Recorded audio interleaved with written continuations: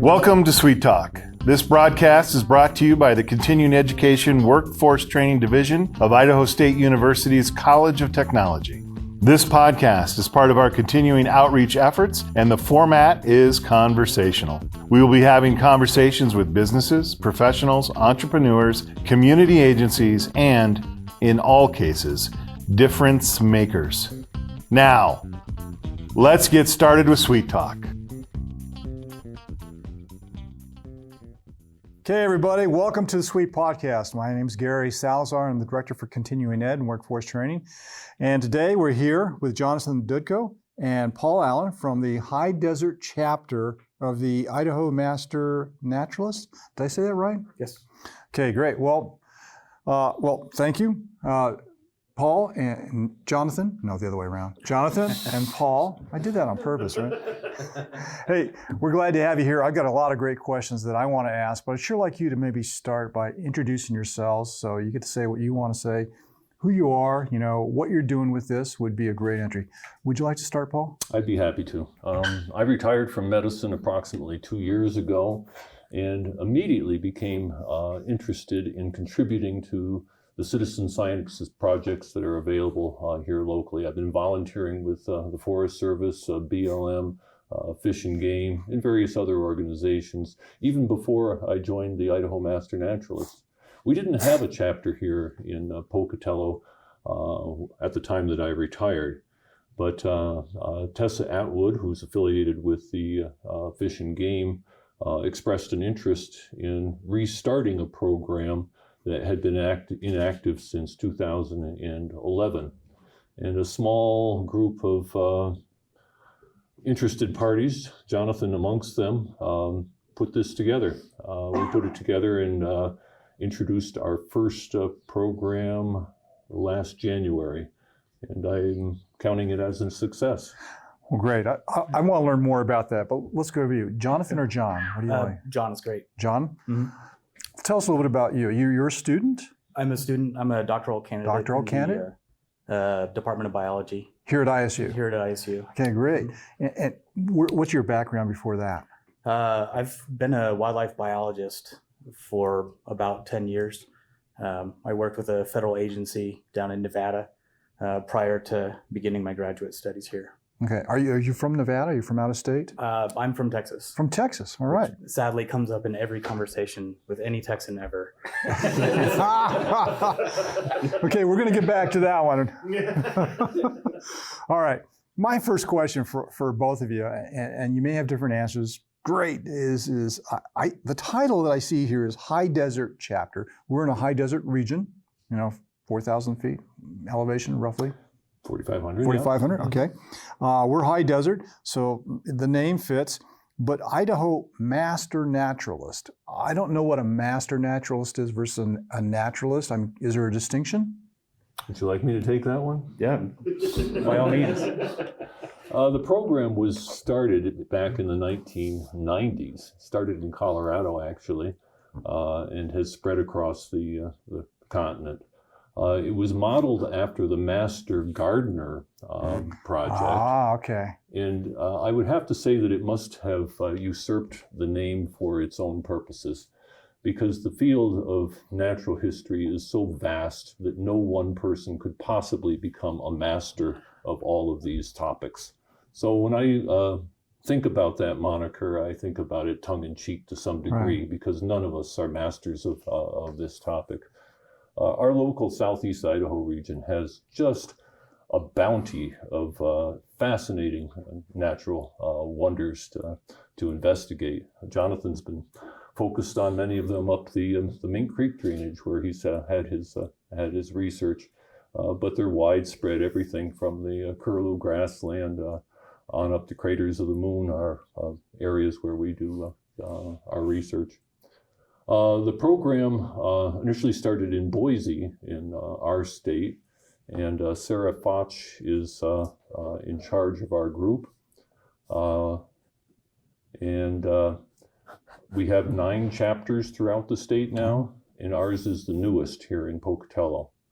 It had been started in 2008 here in Pocatello, but became defunct several years later. We're restarting the chapter with a new name and a new focus, and we're very optimistic. And you are the president of this chapter. I missed a meeting, and when I came back, There's a lesson in that for all of our students out there. Don't miss those meetings. Yeah. So you're serving as the president, which means you're directing the chapter? well, we have a board, and Okay. we met last night, in fact, and I'm very pleased with the members we have. We are all contributors in a big way. I just kind of keep things organized. Okay. Well, I kind of understand that. How many members is within the chapter now? How many members do you have? We restrict our group to 40 students each year. So if everybody were to graduate, the program would expand by 40 new participants every year. It is a fairly arduous program, and there's a lot of demand in terms of time and hours. So graduating approximately 50%, which is about what we did this year, is actually a commendable number. Not all chapters are able to do so, but the requirements to become certified as a master naturalist are somewhat demanding, and it should be. Wow. Well, let's talk about that in a second, too, about these requirements. I just want to understand a little bit better.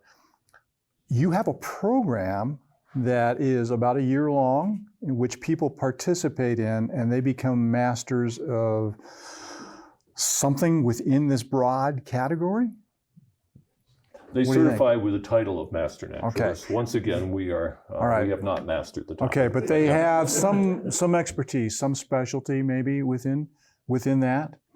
And is yours going to be, John, is yours going to be biology or something more specific within biology?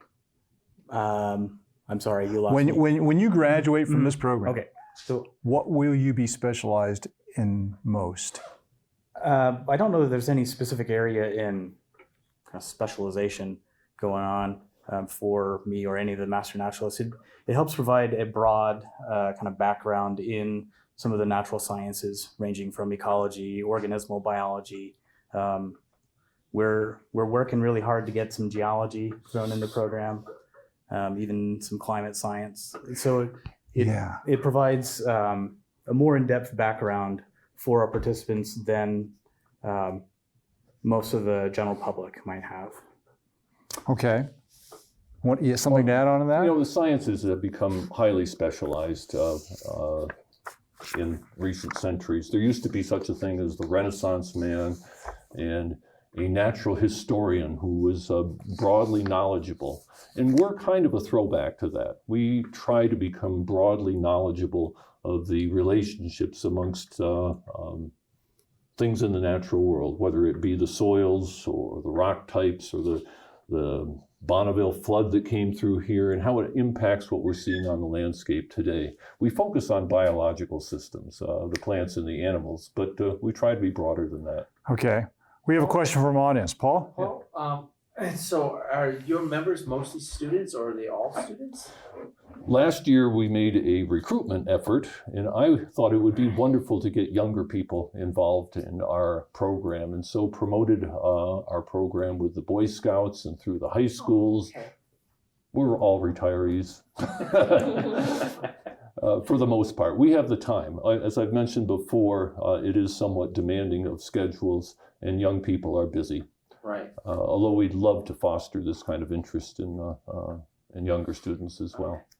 And Paul, a little bit to your point, I think the diversity of participation we have across the community is one of the things that really struck me as being great. Is we mentioned Paul's a retired doctor. We have other retired and practicing doctors. We have teachers. I think there was a lineman from the gas company. Mm-hmm. I mean, there's really a broad spectrum of participation throughout the community. Go ahead, Paul. So is this a passion for natural Yeah.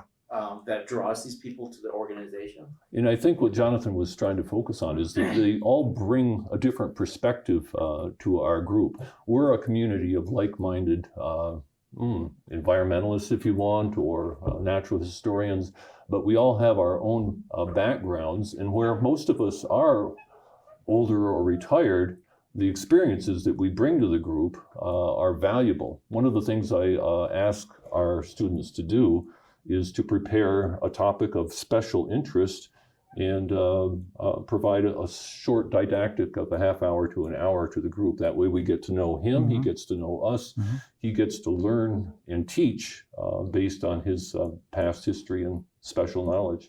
Is that one of the requirements that you had mentioned? It's entirely optional, this particular fashion. There are specific requirements that we can talk about later, but this is actually something that we have developed here in this local chapter, and I think it's going to be adopted in other chapters around the state. That sounds like a great thing to do. I mean, is that open to the public as well, or is that just for the chapter attendees? It's just for the chapter attendees. Yeah. We are having a open house type meeting. Our first meeting of this coming year is February 13th at the Idaho Fish and Game offices on Barton Road, and that is free to the public. We may be recruiting new members there as well, although spaces are limited. So they would have to, if spaces are already limited and you're already got a date, you already have a date out, then you are in the marketing and promotion business right now. How are people finding out about that so they can put it on their calendar and come? I guess is it okay? The place where we had the most success, I think, was at the environmental fair this past spring. We set up a booth and some bling, like moose heads and rocks, things like that. Yeah. All right. And that tends to draw people in, and then they put their email on a roster, and we call them back. This is the one that took place down in the park. Caldwell Park. Yeah. That was pretty nice. I thought so too. Yeah, that had a lot of attendance. Okay, so you're looking for that as your open house where you'll start to invite more public, get more awareness in there. We got to put that on our calendar so we can go show up out there. What was the date of that again? February 13th? February 13th at 6 p.m. Downstairs at the Fish and Game offices.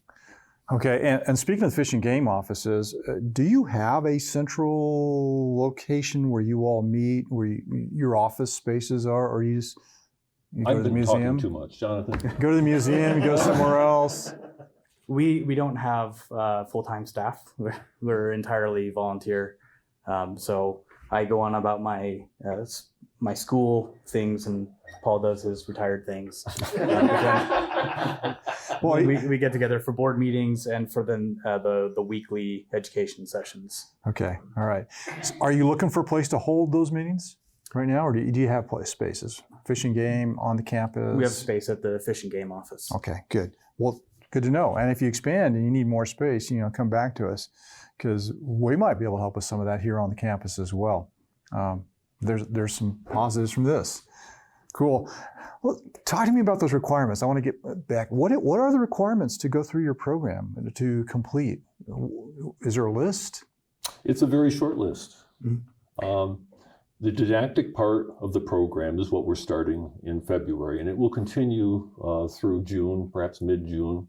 We want to offer 50 to 60 hours of educational materials where we'll bring in experts in focused fields to present their topic and answer questions. Typically, they bring a PowerPoint or some other video presentation. Sometimes they'll bring, let's see, what were we having on our first? We're having SCAT. SCAT and mammalogy. All right. There's a little crossover. How interesting, yes. Actually, it sounds fascinating. It was a big hit last year, so we'd bring it back. The students are required to complete 40 hours of those educational materials. That's quite a lot, but it's easy to fit in during those weekly meetings. We meet every Thursday for roughly 2.5 hours. And that adds up pretty quickly to complete your 40 hours of educational requirements during those first months of the program. Are those, do you assess that they've learned the material, or is it just you've got to be there and attend and listen to it? This is, we tried to be a little more formal at the get-go. We work on the honor system. Mm-hmm. Okay. There's no formal assessment. So All right. That's just the first component. Okay, what else? So gradually during that time, we introduce volunteer opportunities. We call them opportunities to make them sound more desirable. Some of it's tearing down fences and... Somebody's got to collect the scat. So. Yeah, well... but some of them are truly fun, as I'm sure we'll get into a little bit later. But volunteerism is a focus of this program, and we are affiliated with many other organizations in the area. And we're kind of a clearinghouse for volunteer opportunities in the natural sciences and in conservation and in education. Those are the three areas where this program focuses. Okay. And we can volunteer in any of those areas. We pick and choose the volunteer opportunities that interest us because there are dozens and dozens of them. During the calendar year before January 1st of the following year, you're required to complete 40 hours of volunteer work as well. So 40 hours of education, 40 hours of volunteer work, and then you get a pin that says Idaho Master Naturalist, and possibly some other bling too. You know, this number keeps creeping up. 40 hours of education, 40 hours of volunteerism. Weren't there 40 students as well? Kind of zen. Zenish, yeah. All right. So, I have a question. What's the difference between an environmentalist and a naturalist? So I would presume that an environmentalist would be more focused on the environment, which would be abiotic conditions like weather, soil conditions, and water quality, perhaps. Whereas a naturalist, I would think less of a rigorous scientific focus as opposed to like environmental science. So environmentalists might be more concerned about the quality of the environment, whereas a naturalist has an appreciation of the nature around them. Yes. I think that's largely true. You know, an environmentalist looks at the interrelatedness of everything within the environment, how it's connected, and how a manipulation or a change in one factor might affect other factors, have a cascading effect. As a naturalist, I think it's legitimate to focus on specific topics, which we do during the program. We'll have a focused talk about trout species of Idaho, for instance, and their feeding habits. We're not looking at the environmental factors during that particular program. We're learning about trout. Okay. But they are very similar. So the speakers that you have come for the didactic portions, are those volunteers that come and give their time freely? Yeah, those are volunteers.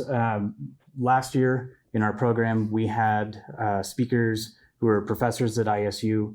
We had professionals working with state and federal agencies, like BLM, Forest Service, Idaho Fish and Game, Idaho Department of Environmental Quality, the Idaho Department of Agriculture. The list goes on. So really, we've had representatives from all different little corners of the natural resource world.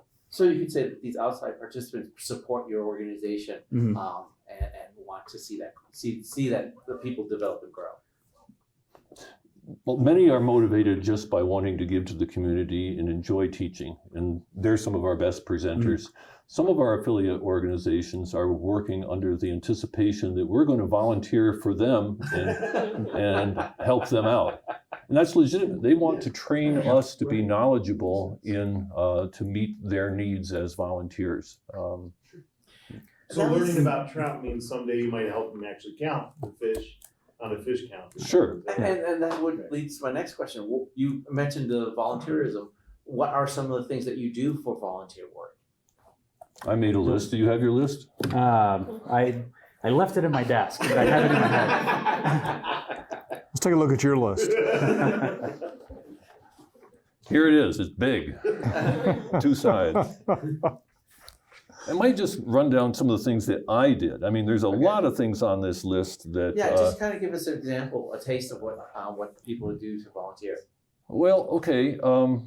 There's one coming up that Chuck Peterson, Dr. Peterson, I think you may have interviewed him here, possibly.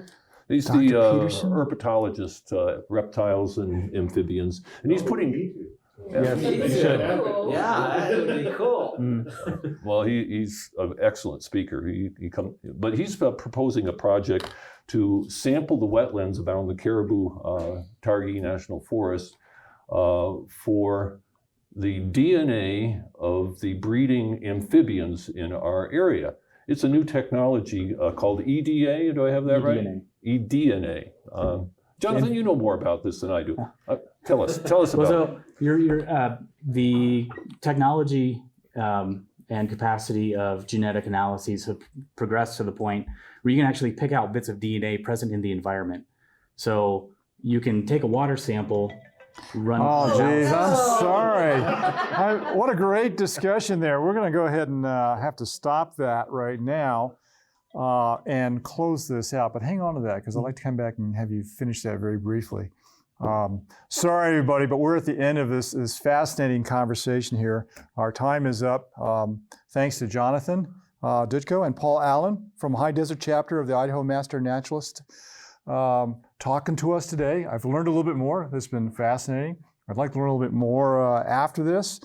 I hope everybody in the audience, everybody who's watching this today has had a chance to glean something from this. You got another question, Paul? Yes, I know. I've been full of questions. I love this. If anyone was interested in joining your organization or getting hold of you, how would they do that? Man, I was going to get to that, but okay. Yeah, I jumped the gun. Paul's very innovative. Yes. I can read it, but wouldn't it be nice to have it posted on your? It will be, but Yeah. why don't you go and say it anyway? Okay. There'll be people who aren't watching. My email is Pokey, P-O-K-Y, Allen, my last name, A-L-L-E-N, @hotmail.com. And right now, I'm the one that's compiling the list of interested parties. Alternately, you can contact Tessa Atwood, Tessa, T-E-S-S-A, .Atwood, A-T-T-W-O-O-D,